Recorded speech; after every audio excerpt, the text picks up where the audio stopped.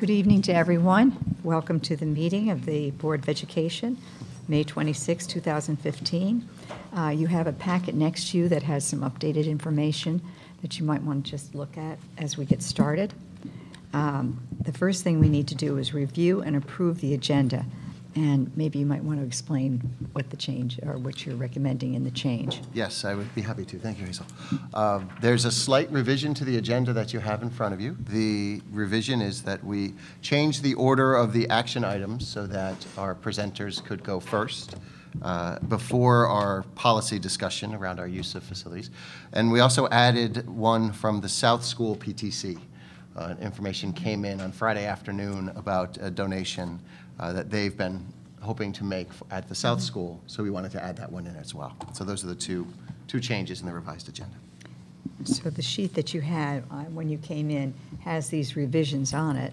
Give everybody a minute just to look at that for a second, and then a motion on changing that.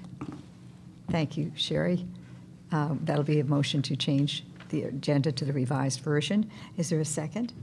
Thank you, Jean. All those in favor? And that is unanimous for the 5 of us that are here. And next, we'll be looking at the minutes, the May 11th minutes, which are behind the revised version, for anyone that hasn't had a chance to look at those.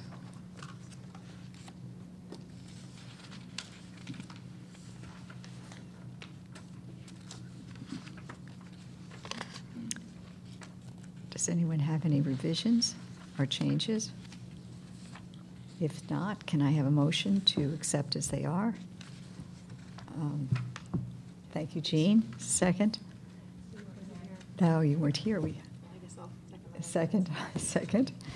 And all those in favor, please signify if you were here. And we have a rule that if it's all of the people that are here, and that's unanimous of all the ones who were present at that meeting, the 3 people are voting yes for it. So that means that. Majority anyway. Yes. Yes, we have a majority of the quorum. All right. At this moment, we have comments from the public. To ensure the public's right to be heard, the board has set aside time during the meeting for public comments. 2 minutes are allotted to each speaker and a maximum of 15 minutes with each subject. Is there anyone who would like to speak tonight? There being no one, we will then move on to reports and recognition. And Dr. LeDuc is going to speak, and are you going to be introducing some? I would love to take a brief moment to introduce Dr. LeDuc as she comes to the podium.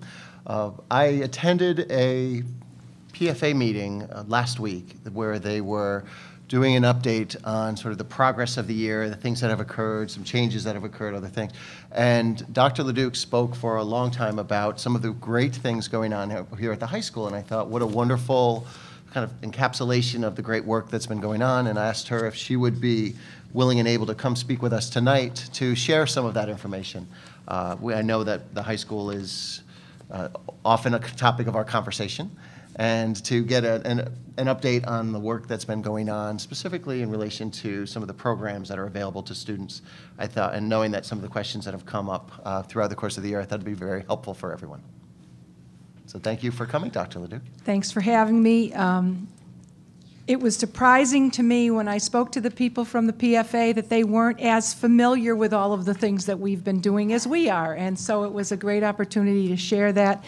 What I'd like to talk to you mostly about is the work that we've done this year to try to increase the opportunity for students to access the most challenging education that they can access at the place where they are at the time that they're in. And so I should tell you that one of the goals that we set this year was looking ahead, even before the state put out this this desire, looking ahead to the time when New Canaan High School will have every single graduate having experienced at least one college-level class. And so if we want to get to that goal, we have to be able to plan ahead in a way that every student could be successful doing that. And so we took an approach that was broad and that came from a lot of different directions. Again, with the goal that down the line, everyone that walks across the stage and is up on the Jumbotron has had earned at least 3 credits of college under their belt. So we think that's a very laudable goal. It happens to be one that the state may be embracing, but New Canaan High School being on the edge, we'd like to, the edge of innovation, we'd like to be the people that are there before the state tells us we have to do that. So one of the things that we did that seemed to be a logical place to begin was to look at what we do in bringing 8th graders to the high school and having 8th graders explore the opportunity to take the most advanced level classes that they A, would like to, and B, that they're prepared for.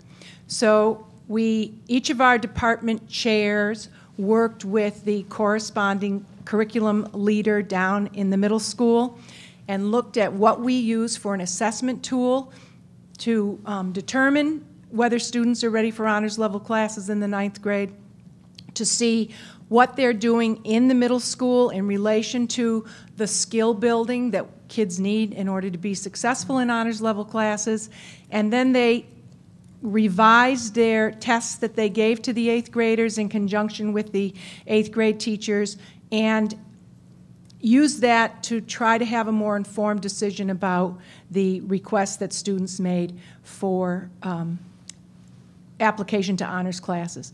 We have a very careful system, but we have to be cautious that the carefulness of our system doesn't preclude students from participating in things that they would either like to participate in or should be participating in. So what we found is that with careful examination, some of the things that we presuppose might prevent a student from being successful in an honors class might not have been as accurate as a predictor as we might like.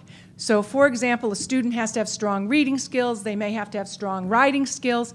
If they're going to be in an advanced math or science class, they have to have strong fundamental arithmetic skills, algebra skills. But sometimes middle school students are not as compliant as we'd like them to be. And in the past, we may have encouraged 8th graders who are not compliant in completing homework and those kinds of things from jumping into the deeper end of the more challenging classes. So we tried to take some of those non-skill-based restrictions out of the pool. While it's important that students engage in their education, the idea would be that if they really would like to take an honors level class, whether they've shown in the past that they do every single homework assignment or not, that may not be the best predictor. So we tried to take some of those things into consideration. I'm pleased with the results, and I think all the department chairs are pleased with the results. We got some very objective information that we could use that told us what students needed in order to be successful in honors level classes at the 9th grade level, and what skills, if they were missing, would prevent their ability from being successful. The key to that information then is to look, as we move through the grades, what can we do in the regular level classes and align that with what we do in honors level classes so that as they move through 9th, 10th, 11th, and 12th grade, they can build the skills that they're lacking so that they can move to an honors level class. We've done that in our PLCs. The department chairs have begun to have skills identified as essentials and tried to incorporate some of those skills that we take for granted in the honors level student and have those skills be part of the building activities for the non-honors level students. So by doing that by skill sets as opposed to behavior sets, we have a little bit more of a way that we can direct instruction and we can fill in some of the weaknesses that a student may have when they enter a particular grade at the non-honors level, so they can pursue if they choose an honors level class. Those skill sets are now being shared across levels. They're being shared grade level across levels and also with the grade above and below. So the 10th grade teacher is saying if a student is going to be successful in 10th grade honors English and they're in 9th grade, this is the skill set they need to do that. And so we're doing this across grades and vertically as well. And we think that will give us an opportunity to enrich the experiences for the non-honors students while preparing them if they choose to take an honors level class in that area. One of the things that we're very excited about is the introduction of some additional early college experience courses in the school. You may be aware that Amanda Sturgwalt, who is our early college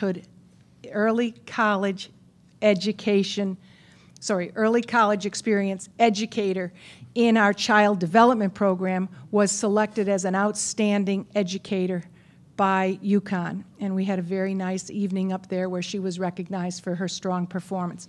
ECE is a very powerful tool because UConn has become so well appreciated by the rest of the country that UConn credits transfer relatively easily for students. Most colleges will accept UConn credits, so we've explored the option of having additional ECE classes. This year we had child development, and we've had Spanish in the past. Next year, we will be adding 2 economics classes that parallel our AP economics classes. And so students will have the opportunity through the AP macro and microeconomics class to elect ECE credit and earn 6 college credits from UConn, which should be transferable to most other institutions. We also explored this year under the watchful eye of Jane Mitchell, who has done a wonderful job, some opportunities for students to have college credit through the community college. And we have some course offerings here that are very, very well received, one of which is TV broadcasting. And we have such a powerful program in TV broadcasting that we've been able to articulate that class with the community college, and the students who go through level 2 of TV production will be eligible for community college credits.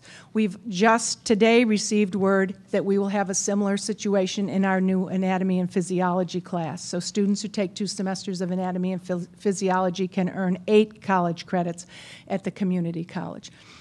So by broadening the opportunities for students to take courses in which they're interested and which are challenging in a way that allows them to explore things at a higher level, we give them an option to earn college credit, to advance their interest in a particular area, and also to broaden the institutions with whom we have alliances, so that as we develop more programs that line up with the work that they do, we're able to offer that opportunity to our students.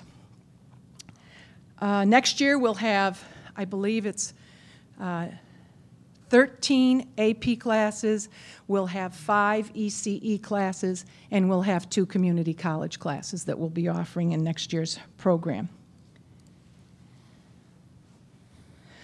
The other thing that we undertook this year is our guidance counselors, as you know, have to develop those 4-year plans with students. And they start in the middle school, and with luck, we'll be communicating more closely with the middle school counselors to increase this direction that we're trying to get students to go in. But our counselors are all working with our students to have them identify an area of study in which they have a great enough interest that they will expand their interest to a high enough degree to take an honors level class. We believe that if you're going to be successful in college level classes, your best route is to have taken an honors level class.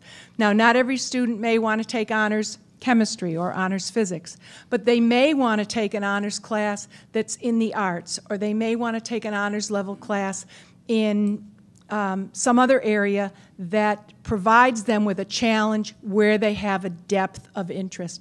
And so we believe that every student has something in which they have enough passion and enough interest that they would be willing to take on the added rigor, even if they hadn't done that prior in other classes.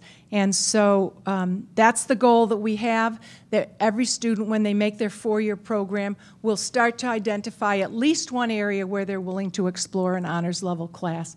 By doing that, we create more heterogeneity in the classes in the upward direction, as opposed to having heterogeneity being created by putting all kids in a generic class. And so that's the tactic that we're trying to take, and we think that it has great value to the school as a whole, to the students as individuals, and to the advancement of each of the programs that we have here in the building. This year we had almost 900 students take advanced placement tests, and they represented a little over 350 kids. So we think that's a very good step in the right direction. And we did something very exciting. I think Heidi DeCosta and I have talked all year long about the honors level English class and why don't we offer AP English composition,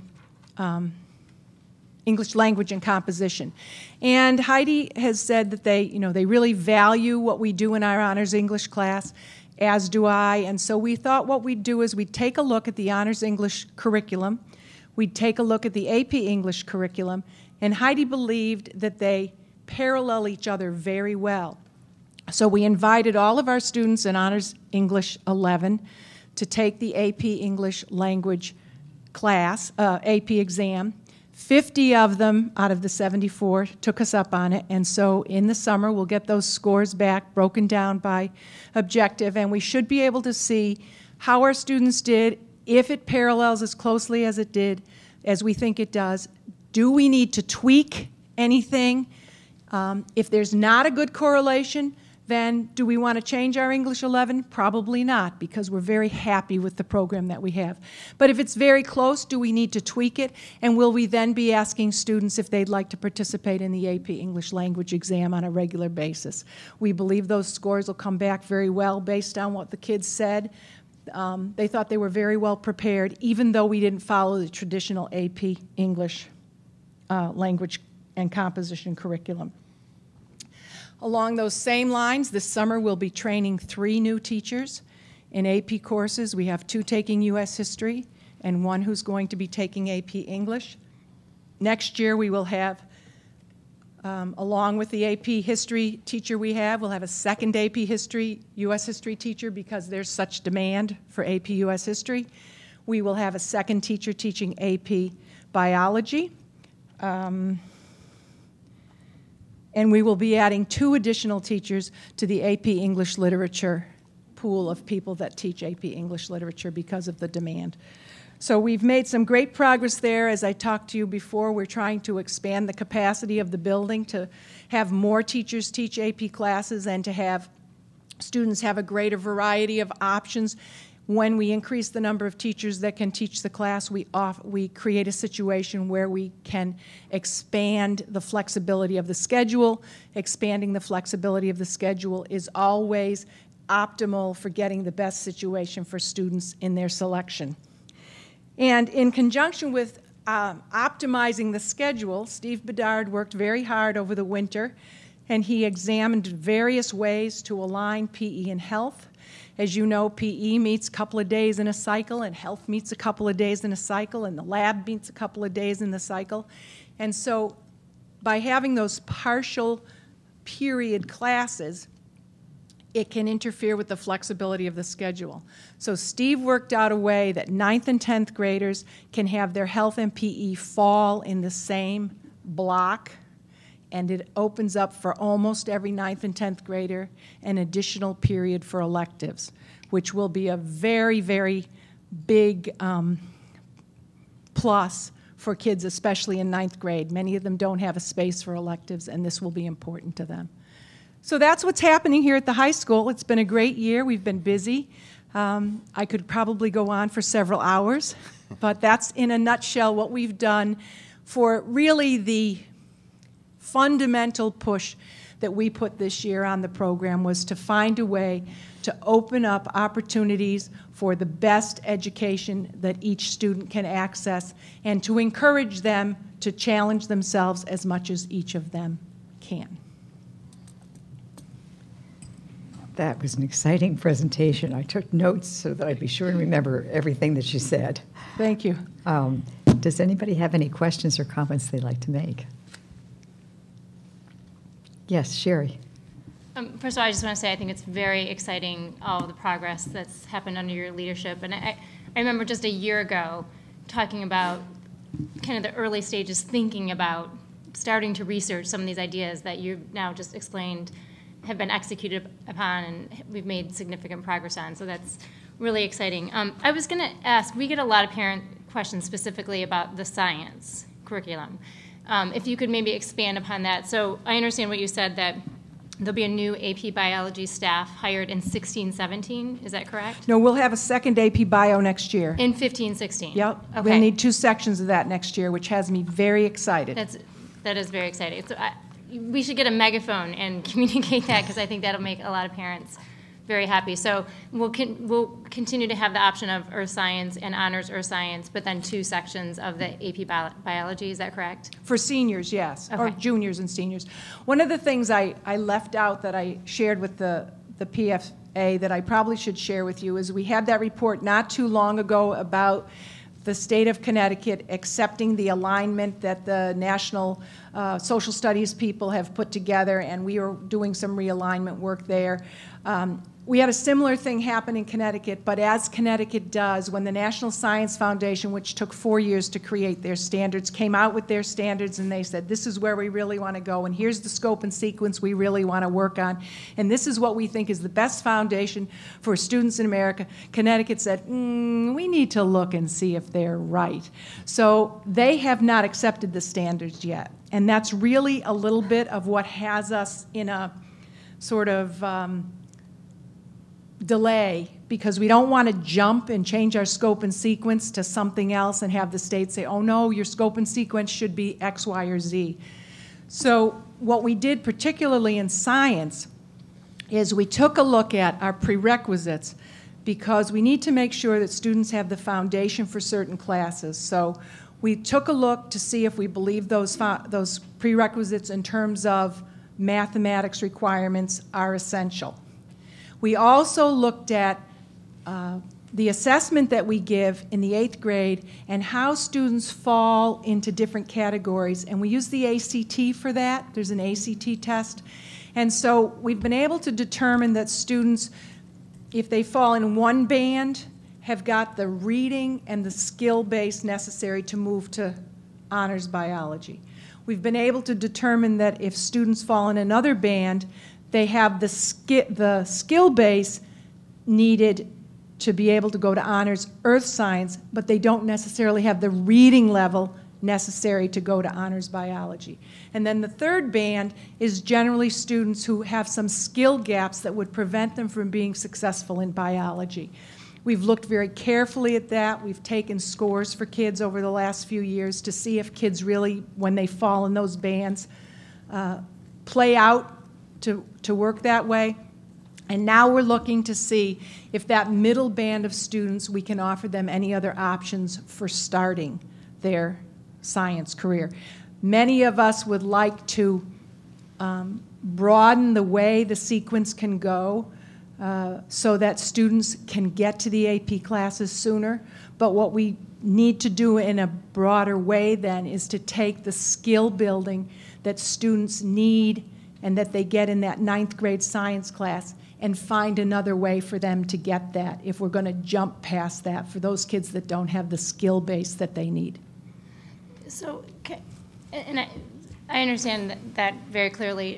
Why does our district's assessment on that skill building seem to differ from our other peer schools who allow more of the Well, I don't think that it does. If you look at the schools in our DIRG, it's about a 50-50 split where students start at biology and students start with a non-biology class if they fall in that skill band.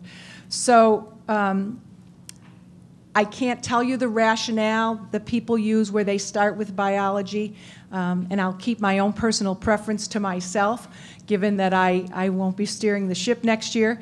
But I think that the vote isn't in yet on whether it's beneficial for students to skip a certain class But the vote is certainly in that if they're going to skip a class where fundamental skills, foundational skills are provided that students haven't demonstrated that they have, we have to figure out a way for them to get that. Whether we move them to 7th and 8th grade, whether we realign the vertical setup for where those skills are taught is a bigger question, and I think it's a question we should look at.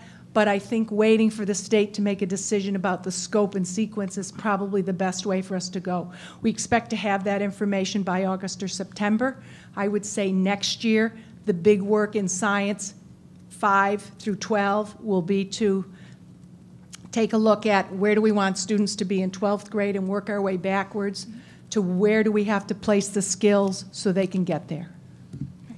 Thank you. Other questions?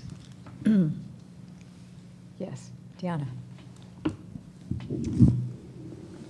Well, I don't really have a question because I was at last week's presentation as well, and am as impressed as always by sort of the direction that you're taking the high school in with 2 kids in the in the high school currently.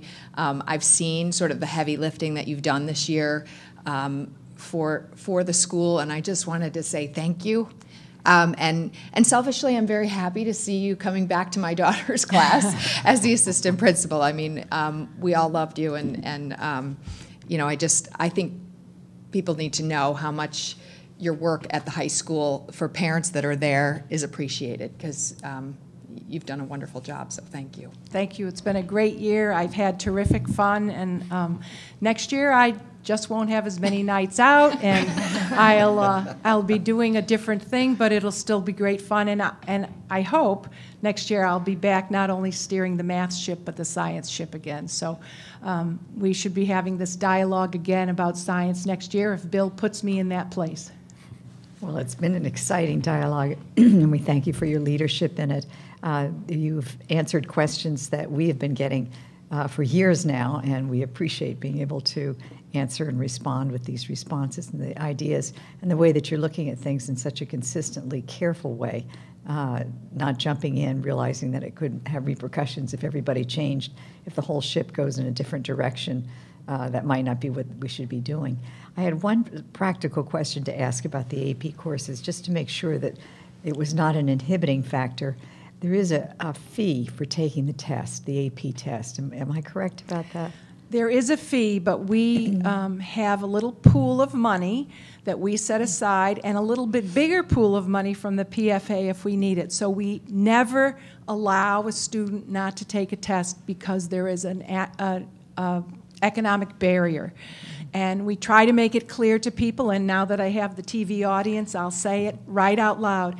If your child has to participate in anything in school, academic or social, and there is economic hardship, you simply need to contact your child's guidance counselor or your child's administrator, and we will make an accommodation so your child can participate. We would never want a student to limit their academic or their social engagements because of economic hardship, and we're very grateful to the PFA for this little angel fund that we have, and we use it judiciously, but there are times when we need to use it. And so this year, for instance, with the AP, because it was a pilot, the AP English Language, we subsidized that, so students would not have to pay the whole price of that testing, because it's really for our purposes that they did it. But we can always provide children with an opportunity to engage in things in school, regardless of their economic situation. Well, that's terrific.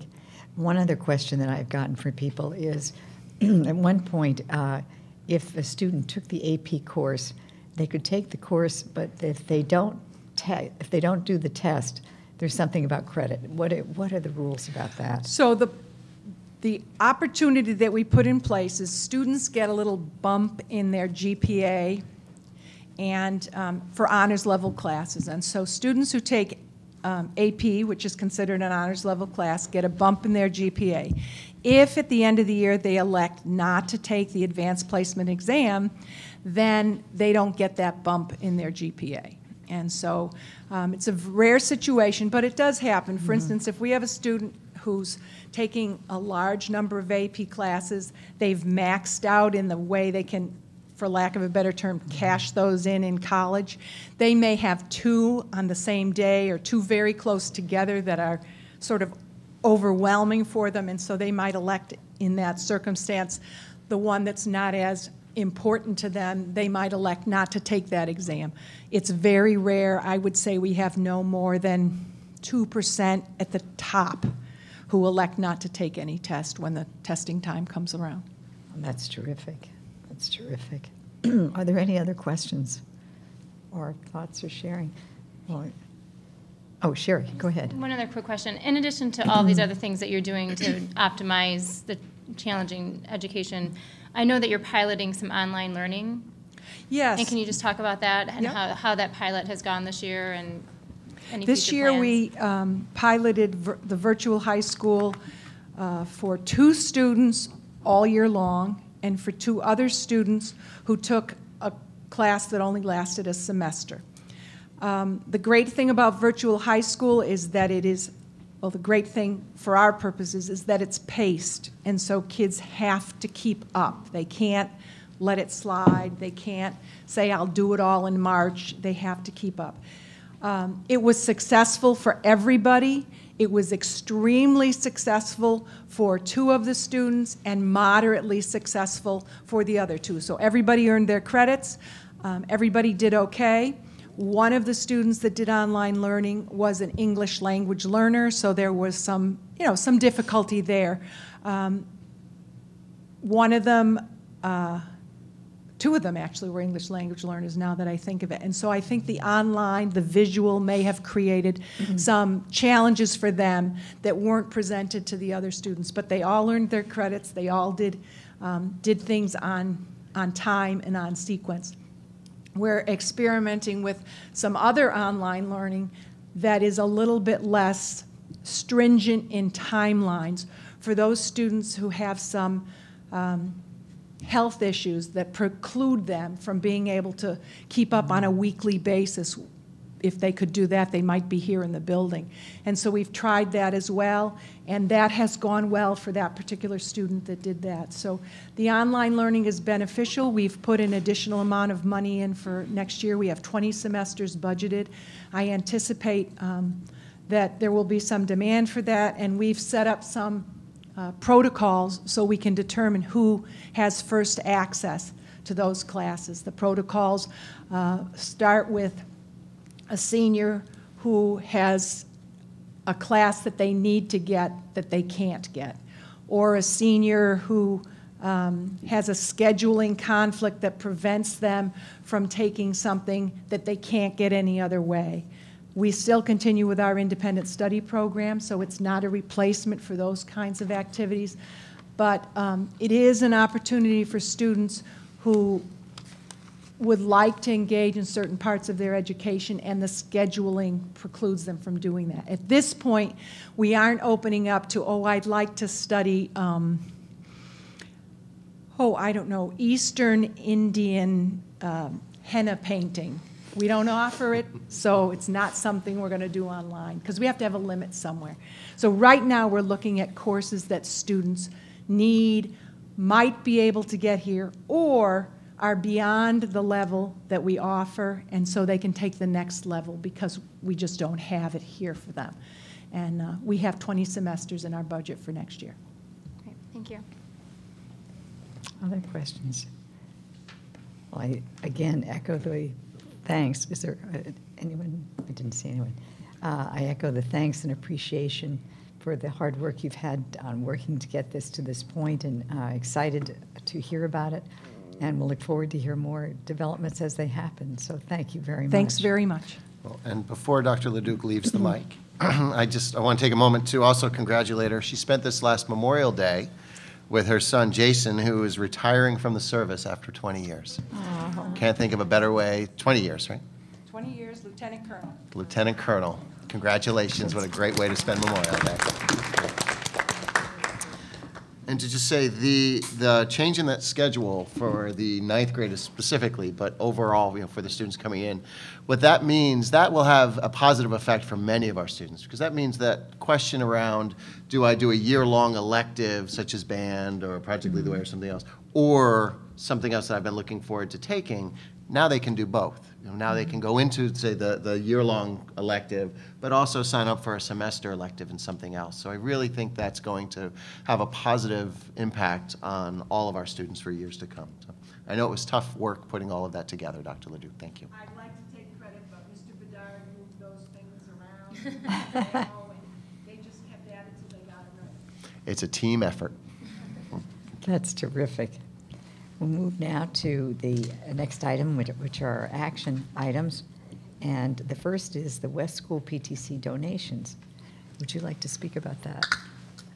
Yeah, I'll invite Ms. Murphy to the mic to speak a little bit, and Janet as well. As you know, we began this year asking our PTCs, PFAs to come to the board for larger donations that we have. And we're lining up some summer work, I think, and preparing for, for work in our buildings. And this is one of a couple tonight that we'll be talking about, very generous. And I know something that's near and dear to Ms. Murphy's heart over at West. So you just were talking about, it takes a team, and it's not just the school team, it's also the parent team. So what started off as really kind of a very simple idea, two teachers came back from either South or East, and they may have been at both, and said, their lunchroom looks so kid-friendly. We need to spruce up our lunchroom. So they took it upon themselves to use the Ellison die machine and make some little pumpkins, and every season they kind of decorated it. And one of the teachers was Maria Hedis, Lorraine Serino, and then Deb Cornwell got involved as well. So I just told them a story about a mural that we had done at the school where I was.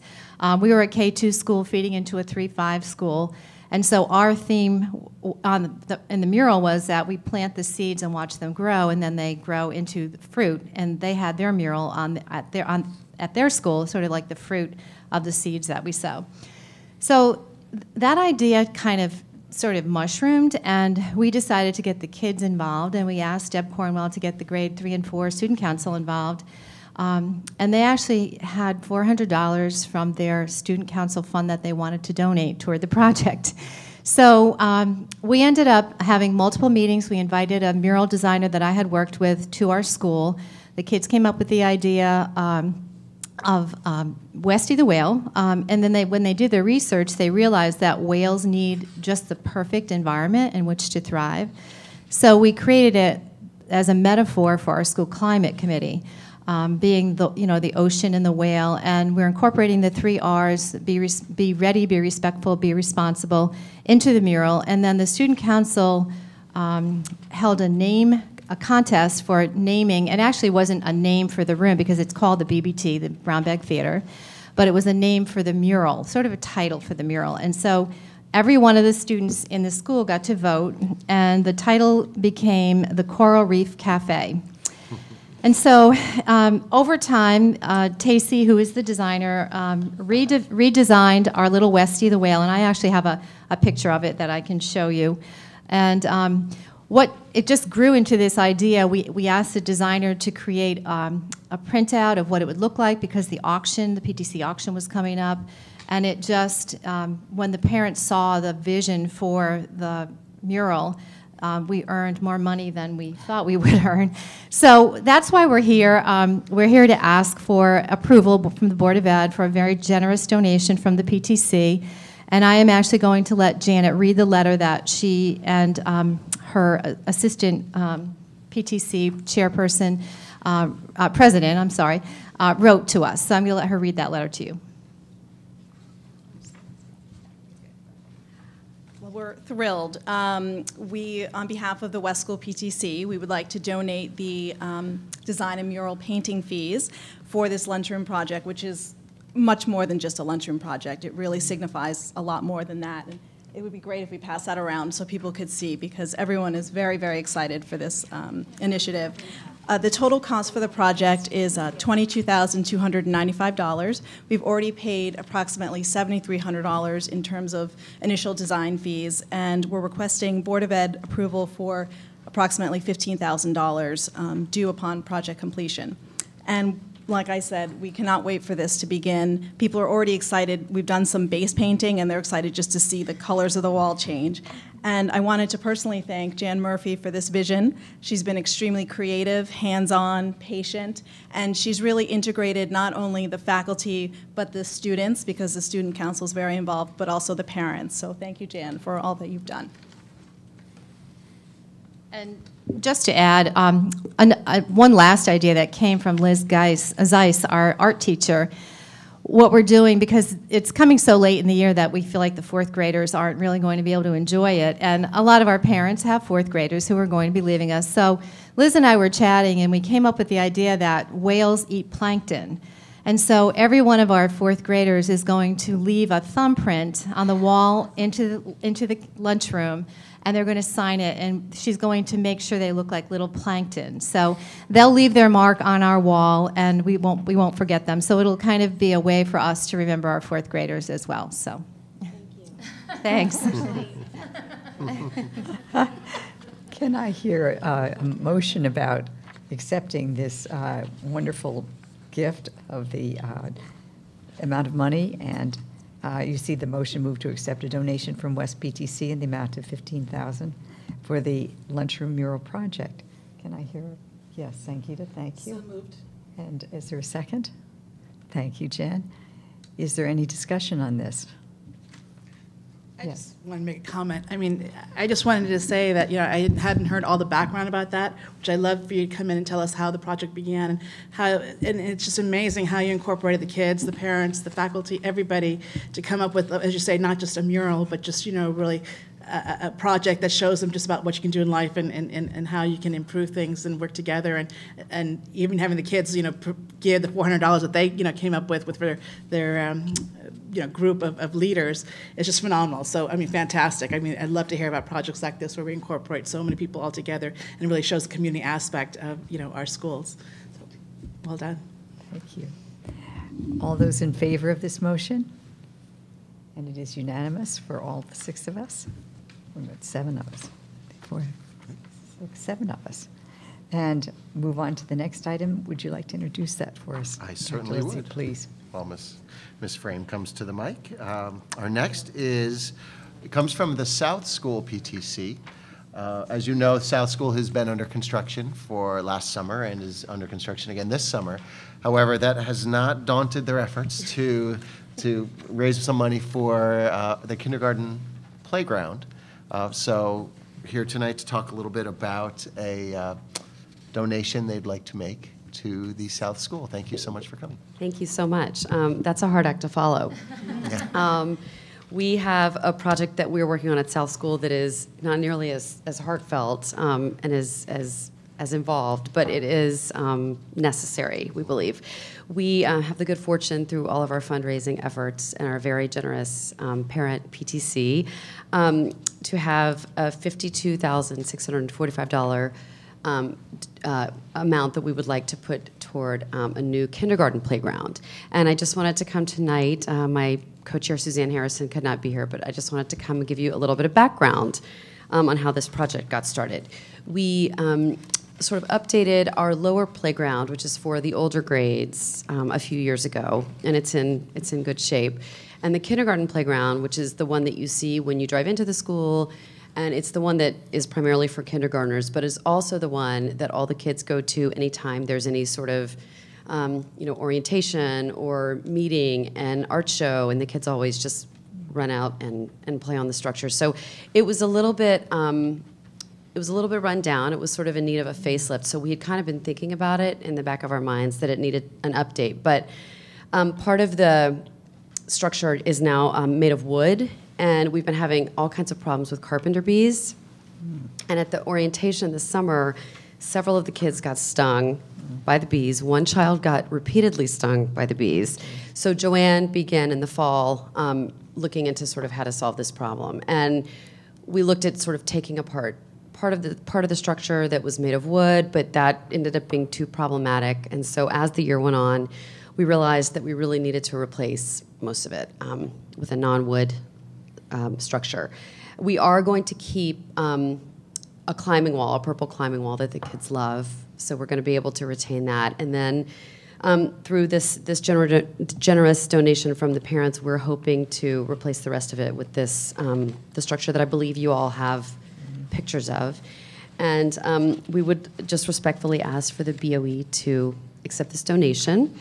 And you have 2 pages that just give you different angles of the playground structure. You have 4 pages because they're 2 different color schemes. So if everyone wants to vote on which color scheme they like, we would love to hear it. But it has to match with the purple existing one, which was quite a challenge when we were having all of our meetings about it. So that's really all. If anyone has any questions about it, I'd be happy to answer. We've been working from the beginning with Bob Willoughby has obviously been involved, and Joanne and Matt over at South, and we are working with O'Brien and Sons and Peter Wallace, who did the East School Playground and has done other structures for us in the past. He's very involved in the district. Let me ask, does anyone have any questions they'd like to ask? Jean? Well, I don't have a question, but I have a reminiscence as having had 4 children go through South School myself. This was many years ago, Yep. Prior to the renovations even. I'm very happy about this. I myself helped put together the lower playground equipment and stuff like that, and threw my back out. Great. That's not so Over 30 years ago. But what's interesting to me is I'm going to be looking forward to bringing some grandchildren to this facility when it's built, and they will be children of little kids who were at South School, i.e. my daughters. Well, I have a son also went to South School. So I'm looking forward to it. Thank you. Great. That's great. Thank you so much. We're really excited to hopefully be able to have this ready for the first day of school. We need to get the order in by June 5th in order to get the delivery and to have them work with all the other construction that's going on over the summer. And we were just hoping that if we could get this donation approved, the kids would not only have a great new windows, and the outside of South would be beautiful, but they'd have this great playground as well. It's a very positive attitude to the construction project, which we appreciate. Yes, Sangeeta. Since you mentioned the color, or I mean, it's great to match it. Just one comment I'd suggest for you is that I know that I'm not sure if this material soaks up a lot from heat with just it being black. So if it does, I would say go for the lighter colors, because particularly on the slides, the kids will feel the heat on their hands. And That is. I feel like we've addressed that before. This is navy, and the reason they brought up the navy to us, I guess they just did a playground over in Darien that was navy and silver, so they wanted to show us kind of a darker option, as well. And of course, the blue with the southpaw, even though it's a more royal blue, we wanted to see that option. But that is a good point. That's just good. So, and thanks again to the parents. I mean, from both schools, this was fabulous. we have such a we're fortunate to live in a town where all the parents, regardless of the school, I'm sure you would agree, are incredibly generous. We appreciate that very much. Jean? Well, you just mentioned royal blue, and I'm also on the South School Building Committee, and we've had a lot of discussions about the color of the window trim, and the royal blue is out. It is It's out. now sky blue. Oh, okay. You So might check with Joanne. I Not that will. I will check. I makes a will check difference, with but- you. I'll make sure we don't clash. I'll make sure the windows in the playground It was do not clash. royal blue, and maybe you're leading off on that. I don't know. We might have to redesign the paw. Might have to change the color of the paw. It's good to be in on these inside discussions so that we can know all about the thinking process that is going into both sections. Are there any other questions or comments? I actually think you should add Jean to your playground committee. I would love that. We'll just put you on all the emails. We'll let him work that out later, or you work that out later. If there are no other questions, then is there a motion that we put this forward? Jen, thank you. Is there a second? Jean? And anyone else? I think we've spoken. Okay, thank you so much. Wait 1 second. All those in favor, please. And it's unanimous again. Thank you very much. And thank you to the so parents much. very We'll much. be so excited. Thank you. Our next item is the New Canaan All Sports Booster Club donation. Yes, and I can speak to that. Jay Egan unfortunately can't be here with us tonight for a good reason. He has 4 different events going on tonight, including the FCAC lacrosse for boys and girls games. And, as we put these things together, they tend to schedule them all at the same time. So he's trying to be in 4 different places at once, and I thought a fifth would probably be just more than he could handle. So we do have a letter from the All Sports Booster Club for a donation for our spring sports, as we have for the fall and for the winter. I looked a little bit deeper into the donation itself and what the allocation of funds would be for. Specifically, all of the funds that we've received from the Booster Club throughout the year has gone directly to pay for the volunteer coaches. We call them volunteer because the money is not in the Board of Education budget, but it does help to deliver quality programs for our students. The All Sports Booster Club is the clearinghouse for our athletics program. Where some schools have individual boosters, we have the All Sports Booster Club, that then has its board, and Jay Egan sits with the board and they make the decisions. And in that way, we're able to keep an eye on where the donations go for Title IX compliance and things like that. So this $43,873 would go to 7 coaches of boys sports and 8 coaches of girls sports in the spring.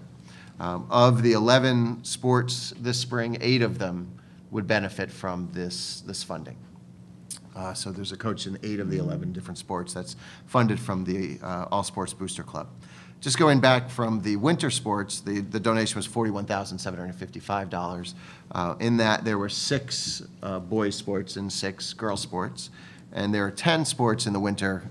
9 of them benefited from the All Sports Booster Club. So efforts are made each time to ensure that there is a balance between the funding and that we're in compliance, certainly, with Title IX. The donations, as you may know, total over $143,000 for the 3 seasons, for the winters, the fall, winter, and spring. And again, that all goes directly to paying our coaches, coach stipends, for positions that are not budgeted in the Board of Education budget. The All Sports Booster Club believes in their mission, and I concur that their ability to do this and to make the generous donation enables us to have the quality programs that we have. It also, similar to what Dr. LeDuc was talking about in the academics, it allows us to have more students participate in our athletics program, where whether it's baseball or lacrosse or whatever it might be, we're able to have more students on the field because we have more adult supervision. And while maybe some of them don't play, necessarily wouldn't make a team if it was only those starters who could be there, if we were limited only with the Board of Ed funds. This allows us to invite more students to come out and be able to play, which I think is a very important value that we have as certainly as a school district, that we want to provide as many opportunities for our students as possible, and the All Sports Booster Club helps us to do that. So this $43,873 would go directly to those 15 coaches. And again, we've been doing this for a while. The All Sports Booster Club has been, but the shift to the funds coming into the Board of Education first, and then being sent out to the coaches, is a way that we can keep another sort of level of, keep another eye on it a little bit. But it also helps us to know the coaches that are involved. To be sure that everyone on the field, every coach that's working with our students, has gone through the vetting process that we follow with all of our employees. And I think that's a very important thing for us as well. So there are multiple benefits to having the check come through us as one donation and then having us disperse it to the individual coaches. Why don't we start with a motion and a second, and then we'll have some questions. Any motion? Allison? And is there a second on the motion? Deanna? Are there any questions now about the gift or about the boosters? Yes. Sherry? Well, I just want to clarify, because this memo actually says that this donation is for the winter coaches. This donation is for the spring coaches. Okay, so this is a typo? There must be a typo. Okay. Yes. Good, but it says it's for the support of the winter coaching, but to make a similar donation for the spring. Okay, so that must just be worded. On the revised statement? So the letter. Dated May 21st, 2015. Yep. Yes. Because we received these winter coaches of 41,000 earlier. So I think, I apologize for that. That's a letter from the All Sports Booster Club, and they probably. Right. Yeah. So this donation is for the spring athletic program. Any other questions, Yeah. Jen? Can I just ask, what's the difference, like, this is just new to me. What is the difference between the two stipends, the classes? Sure. That's how we categorize the coaches in the contract, class 8 or 9 all the way to 1. And it has to do with length of season. It can do with number of competitions. It can do with number of students that are involved in the sport. A head coach receives a higher stipend than an assistant coach does. And then it goes down to a JV coach, might make a little less than the varsity assistant, and a freshman coach. So it has to do with the level of play, the length of the season, number of students who come out. All of that is negotiated in our teacher negotiations because this is all, the amount of each stipend is determined in the teacher's contract. Okay. And just one more question. Sure. So, like, I was happy to see that this is all going towards coaching because I wasn't familiar with that. So how does, in sports, and maybe this is a question for Jay for later, like, how does money get divided amongst the teams for, like, uniforms? Is that just a question for later? It's a great question for later. I know that because there are, let's use football as an example. I know there's the New Canaan Rams football, which is another 501c3 that will donate into the program in different ways. For instance, buying uniforms. And that's a generous donation that they can make. And then what the All Sports Booster Club allows us to do is sort of work as almost an offset on that, to buy uniforms for other teams to balance out the Title IX requirements and things. The All Sports Booster Club, as I mentioned, is meant to be that clearinghouse for us as a school district. And most of the money there is raised through camps that are run in the summertime, specifically those preseason camps that most of our students attend just at the end of August, just before the season starts up. So the All Sports Booster Club lets us to kind of balance things out sometimes when some of those other donations are made. But I know Jay can go into much better detail about all of that when he speaks with us. Okay. Okay, thanks. Any other questions? Sankita? I know you mentioned how much we spend each year. Could you say that number again that we spend on getting the coaches? Well, not we. This is the All Sports Booster Club has spent, through the 3 donations they've made to us, over $143,000. And it's $143,762. And every penny of that has gone to put coaches on the fields to work with our kids. Which is a tremendous amount of support, too, so our parents are very generous. Yes. It helps, as you said, to keep the ratio of the students, the players to the coaches at a much lower level. Absolutely. Any other questions?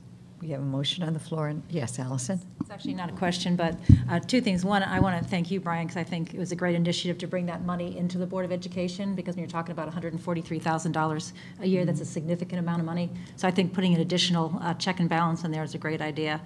And 2, I just want to thank the parents who run the All Sports Booster Club, because, again, another volunteer organization in town. We have parents who step up and give a tremendous amount of time to this initiative, and $143,000 is pretty amazing. So, thank you. We have a motion on the floor and a second. Any other discussion? There being no other discussion, all those in favor, please signify by raising your hand. And that's a unanimous vote. The next item. Yes. Just to add into what Allison just said, I mean, in total, tonight, we accepted donations from the West PTC, the South PTC, and the All Sports Booster Club of $210,000. So that's a material significant amount that our parent community is supporting us with, and the generosity should definitely be noted. Yeah. And it's reflected, I think, in the quality of the programming and the experience for our students. It really does make a difference in our district. And it's, the partnership the school district has with parents and with the community is, we talk about how strong it is all the time. And this is a wonderful example of that strength. And all 3 of these donations, as Allison has said, have been hours and hours of hard volunteer work, and that's very appreciated. We now are ready to move on to the number 4D, Board of Education Policy number 1400, and a revision. Would you want to introduce that to us? Well, you have Tootsie? in front of you in your packet, along with the West slide information and the South information, you also have the policy. And I know the group and Jean has been they've been working together to make some revisions based on our first read, which was back last summer. So this is before us as a first read, and I'll turn it over to Jean. Well, actually, based on the first, second, third, and I think fourth read, which was passed, so this will be a alteration to that anyway. Well, here we are finally for the much-anticipated continuation of our facilities policy review. I would first, though, like to recognize and thank those who have generously provided time to strategize approaches, review proposals, offer suggestions, and even proofread various policy revisions. To the administration, thanks Dr. Luzzi, Nancy Harris, and Jay Egan. And also thanks to fellow board members Allison, Deanna, and Hazel for their efforts. You've had an opportunity to review the proposed policy in detail, so I suggest that it's not necessary for me to go through the details, which you already have. I will just overview in broad terms the major changes made, and then we can move to a question and answer period, which will hopefully resolve questions and issues outstanding. One of the obvious broad changes is the rearrangement of the sections. What I think is the most important section, classification of groups, was, for instance, third last time. So we've made that first to get a handle on which groups are we talking about. Then we go to usage charges, requirements for application, procedures, and use of school facilities, priority of usage, and finally, restrictions of use on school facilities. But the major change is the reduction from 5 categories of users to 4, and within this area is perhaps the most important change regarding, in the policy reviews previously, the board expressed serious concerns regarding how some users' rental fees would substantially increase, while others would go from paying rental fees to not paying any at all. Specifically, some community youth-oriented for-profit users would have faced substantial rental fee increases. To address these concerns, various sports programs have been moved back from no charge in the current policy into the lowest charge category. And community-oriented for-profit programs, or some community-oriented for-profit programs, primarily addressing New Canaan youth, have been moved into the lowest tier paying category. Hopefully these changes will fully address the issues raised in the last reviews.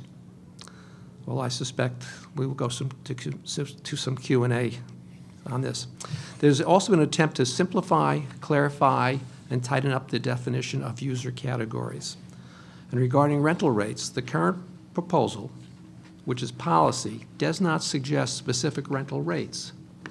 This proposal considers the rental rates to be more in the regulation area. For example, if it is deemed that the cost for wear and tear of gyms are understated in any current rental rate, the adjustment of that rental rate is not considered a change in policy. It is anticipated, though, that the establishment of rental rates and future changes in rental rates will be presented to the board prior to their taking effect. So again, rental rates themselves, after discussing with the group and going through that, we decided should not really be the policy. The policy is who, priority, which types of rates they pay. The structure of the rental rates, though, do anticipate 3 elements. A standard hourly rate, referred to in this policy as the SHR. Please note that the current policy has a rental charge per use, not per hour of use. Note also that the use was never defined, i.e. it could have been for an hour or 10 hours, possibly all the weekend. Anyway, that will obviously go away with a definition of per hour. Please note that except for Category 1 users, all users will pay the standard hourly rate. And Category 1 users are primarily the New Canaan public schools and public school-related users such as PTCs, PFAs, and town government bodies.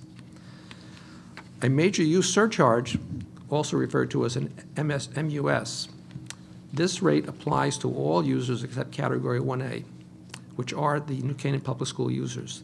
The MUS is a percentage of the standard hourly rate, and we've specified in the rate chart, which we just talked about, will be passed by the Board of Ed for approval. And there will be ancillary charges. These are any and all additional charges incurred such as booth setup, staff of some nature, custodial, whatever that might be. All users will pay the MUS except Category 1A users. Again, 1A users are the school system itself. Finally, there have been numerous other simplifications, clarifications, and changes to the current policy. Perhaps the most noticeable is that the proposed policy does allow for profit users, both New Canaan and non-New Canaan users, access to school facilities. Again, this is up for a read. Concerns can be raised, questions asked, and obviously the policy can change at the will of the board. So this is not policy set in stone at all. This is just a proposal to the board. Let's open up to questions or comments or suggestions.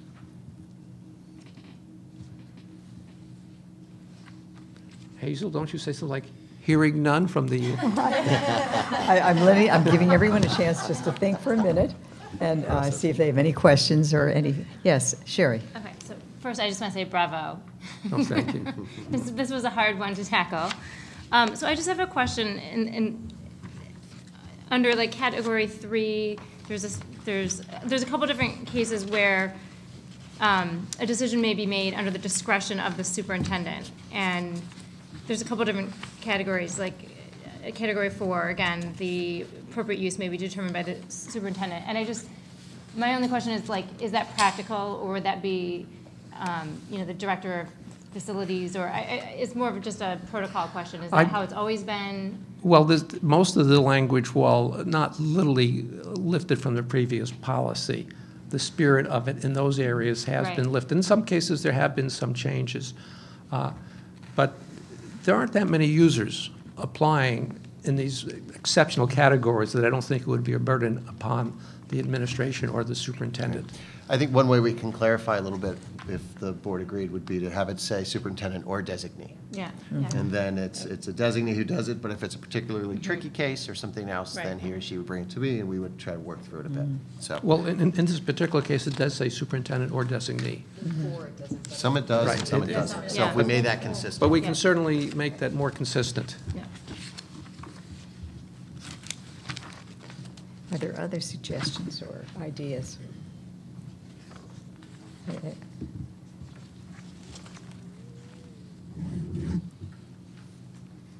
Now, Hazel, do you say it? Well, I want to make sure that anybody has any other things, because they have worked hard on this. This was a joint meeting of the Resource Committee and the Policy Committee, and that's where the ideas all came from. And I might add, Allison did some good very detailed proofreading last week, and I hopefully got all of your suggestions in spirit.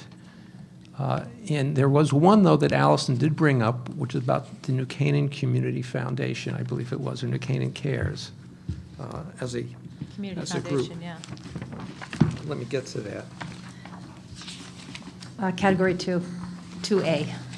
To a New Canaan Community Foundation, and questioned why the relationship with these groups and that, and I have to say that this was never questioned in the previous 3 to 4 reads, and I have to say I basically lifted it and continued it without questioning it, although, as you say, I sometimes, as I read it, wondered about that myself, but that's where I'm at, that I just did continue the policy that had not been questioned this summer and fall. Right, my question on this was that obviously we all know the New Canaan Community Foundation is a wonderful organization in town. They support so many different organizations in town. My question was, I wasn't sure why we said New Canaan agencies supported by the New Canaan Community Foundation, why we would limit it to that. That was really my question. And maybe there was some rationale for it, but I couldn't think of any, to be honest with you. So I was looking for input. Well, I suspect I could go back to Nancy, but I suspect she might have the same plea that I have, that she inherited and kept it. Maybe we can just change the wording and just get rid of that section and say New Canaan agencies and nonprofit service organizations. Because I think you're right. I don't think we need to look to another agency to kind of dictate where we're. So, I mean, I think you could just strike part of that language. One of the challenges in doing a policy like this is we don't want to inadvertently eliminate anybody being able to use this, to be able to use our facilities or to fall into a certain category they wouldn't otherwise technically belong in. So I suspect, though, we might have to, in some way, tighten it up to say, what does it mean serving New Canaan? For instance, in other cases, we see 75% of the participants or this or that. Maybe the New Canaan Community Foundation was a filter. I think that it sounds like they were, as a group, that if they have, because they have a board also, and that's what they look at, and they are very good about looking into anything they support.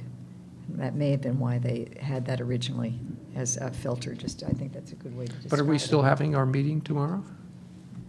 So we could find out. kick it around further. Yes, we could find out a little more, and we could see what's listed, because they do list everything. Well, one of the problems with it just being the Canaan Community Foundation is that you could be an organization that may not ask for a grant, and you may still meet the criteria, but the Community Foundation only has the agencies that ask for a grant.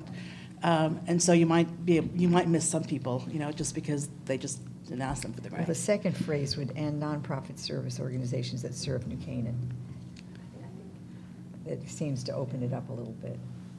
My thought on that is we should just eliminate the whole New Canaan Community Foundation piece of it. I'm just not sure exactly what the wording can be, but perhaps in the meeting tomorrow, you guys can do that. As a separate and distinct board, I don't think it serves us well referencing another separate and distinct New Canaan board. I just think we should be having our own policy, and we can. I would concur, and then the only question is, do the words nonprofit service organizations that serve New Canaan, is that too broad or just right? Right, but I think that the question is it serving New Canaan if only 5% of the people are from New Canaan or serving? I guess the thought from other policies is that how much of New Canaan does it have to serve? Is 1% enough to be underneath this distinction, or do we want to put it 75% or 50%? That I think is the issue. Do we have to qualify? But let's talk about that in our group again. Okay. And then I just have one question too, just like on the protocol procedures again for the application. So we designated that, if we want to change the categories, that it goes to the superintendent or the designee. When does that fall into this process in here? Is that something, because I don't see that particular point in here, is that something that'll be caught when the facility managers reviews the application that needs to be set? Because there's no mechanism that's set in the protocol. Did you have something special in mind on that? Remember that this is a policy, and then there is to be regulations, which exist right now, and obviously will have to be updated to reflect this. So we don't always, in the policy, it's not necessary to always define every little detail as to exactly what happens when. That'll be a regulation. That would be my understanding anyway. Okay. More detail. I think that makes sense to make it that distinct. We're trying to paint the broader strokes, if you will. Yes. Other things that people had questions about? Well, maybe we're ready to put it into a first read. Is that where people are at this point? And then we go back and make the changes that have been discussed and bring it forth to a second read. Is there a motion on that, to make it a first read? Sherry? So moved. Okay, and a second on that? Yes, Sangeeta? Second. Okay, and at this point, is there any further discussion? I'll just ask, just the usual question that's asked after Just a question, not so much about this, but just the other part that's going to go into the regulations or in terms of rates and such. Is that going to be something that comes to the board, or is that something that the administration can do as far as the regulations and such? Well, you've asked a two-part question. One was the rates, and one was the regulations. Yes. The rates, well, as I said, we're not considering policy. Right. It's very appropriate for the board to know what those rates are and those formulas are, and to, in fact, not to have them go into effect until the board, it's passed by the board, and not necessarily by a vote, but certainly a question is, does everyone feel comfortable with this type of approach? Okay. And that's the plan. But with the regulations, I don't believe regulations ever come to the board per se. They're available, but we don't have to approve them. Okay. Always available, and we share them periodically if they're updated and there's a point of information that's meaningful. For those who have a high pain tolerance. Provides all the detail, so that if there's something that anyone wants to know about more of the specifics, it's very helpful. So just a question back again about the rates then. So if that's going to come, are we going to be looking at those before the next school year to go? And I just want to make sure that we're ready to go. We're going to be chatting about that tomorrow morning. Okay, great. Sure. Before the rates can be established, we the policy would have to go through a second read and be approved because of the categories and the shift in that as well. So one will hinge on the other, and right, we'll have the discussion around when the expectation would be about beginning the new rates. You know, we're in a bit of a unique situation, not unique, but with the Saks Auditorium closed, it does change our facilities usage quite a bit as well and put different stressors on the system. So we want to take all of that into account in the discussion. We now have a motion and seconded. May I see all of those that are in favor of this being a first read? We don't. Just leave it? Okay, just leave it. All right. We don't have to vote, so we'll leave it at that point and move on to the consent. First, I wanted to stop and just do the saying what Sherry had said after we've now gotten into all the details and echo that this was a terrific, hard job putting it together, and compliments to the resource committee and to the to the policy committee for everything that you've done. And now moving on to the consent agenda. We have the list that's right here below. Move to approve the following. And we need to have a motion on that. Thank you, Deanna, and a second. Sangeeta. All those in favor of the consent agenda? That's unanimous. We now have announcements. Dr. Litzy? Sure. It's hard to believe we have one more Board of Education meeting prior to the end of the school year, because our second meeting in June, although it's school's still in session and that teachers are still here for Professional Learning Day on the 22nd. Students are out actually on the 19th. So at our next meeting on the 8th, we will be recognizing our retiring teachers. We'll be also recognizing and celebrating our CABE Student Leader Award winners, who I had the pleasure of meeting this last week and sitting down and speaking to a little bit. They're quite impressive, young man, young woman. We're looking at giving an update on the school climate initiative that, if you remember back a few months ago, Nora and Darlene shared with us the plans around school climate. And one of the questions from the board was, can we get an update? We would like to hear how this has gone. So I know they're talking about getting something together for that. And then Model UN is also another group that's come to us before, and we've talked about having them come and give us a report on the success and some of the experiences that they've had. I know I've also spoken with Jay Egan about coming and presenting, but I didn't put it there because I'm not sure around, it's soon enough in June 8th, he may not yet be free. So if it winds up being the 22nd, then we would do that instead. So it will be a busy meeting. Sounds so. It sounds as if it will be. Any comments from the public?